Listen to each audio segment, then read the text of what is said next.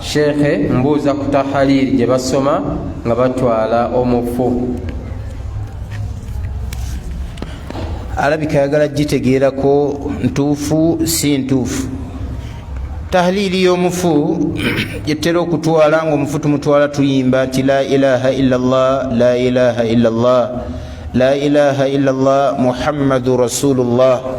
ekigambo ekyo kirungi nnyo era nga baganda baffe batera okubuuza nti bubi ki obukirimu.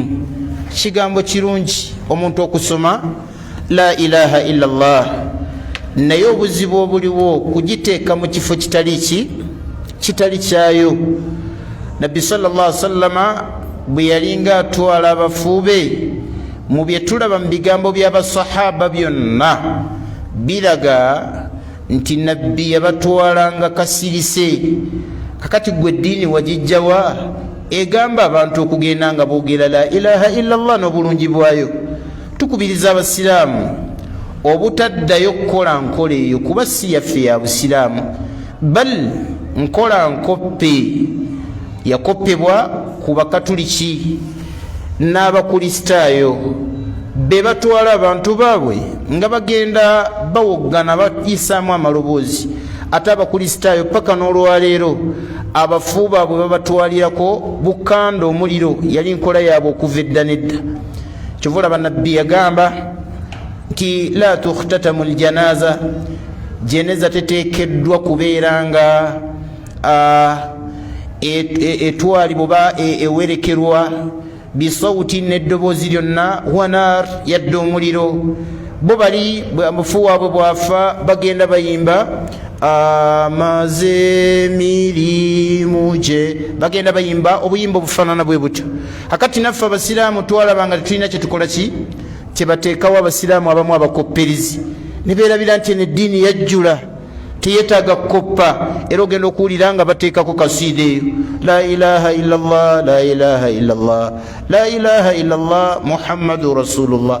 ekyewuunyisa omwalimu omulumu yayogera ekigambo awo neneewuunya, era nakirabako newaffeeyo nti tahaliri abantu bagiteekamu kati n'ebisoko bagenda bagyongeramu omuntu byabadde akola nabyo nga babipaatikako mu tahaliri la ilaha illallah la ilaha illallah la ilaha illallah. munnaffe otuleseewa la ilaha illallah la ilaha illallah la ilaha illallah abadde agula ennyama.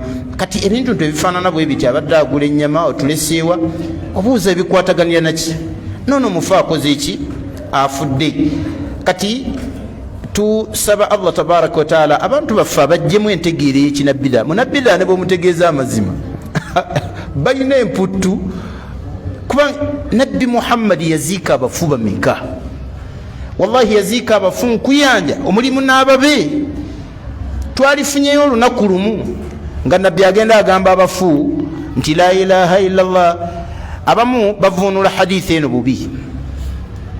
hadithi ega nti lakinu mautakum bila ilaha illallah, mulakkana abafu bamutalkiini kitegeeza okwogera ng'omuntu addamu. tero kigamba abantu nti tariqatu talkiini tutegeezaamu ekkubo ery'okubeera nga omuntu ayogera nga buddamu. tukikozesa naddala mu baana bano aba primary, mu makubo agasinga okutegeeza abaana bano aba primary n'aba secondary kwe kusoma nga bakola ki baddamu naddala ku Quran. alhamdulillahi rabbil alamin nga n'omwana bwaddamu alhamdulillahi rabbil alamin. ebagita tariqatu talqin, kubo lyakulakkana muntu oyogera bwakola ki.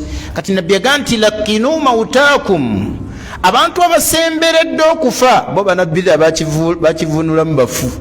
kati omufu ate abayogera lakinu mautakum bila ilaha illallah. omuntu asemberedde okufa mugende nga mumuddingana ekigambo ekyo la ilaha illallah. lwaki?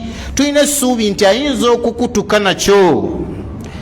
era nabbi yaga nti man kana akhiru kalamihi la ilaha illallah dakhala aljanna, yenna ekigambo kyekisembayo kibeera la ilaha illallah allah amuwejjana. naye tunuulira entegeera eyewuunyisa, baate bamala kulinda bafiiridde ddala ate bagenda boogerako ki ekigambo ekyo. tusaba abantu naddala abawalimu okuwabulanga abantu abafaanana bwe bati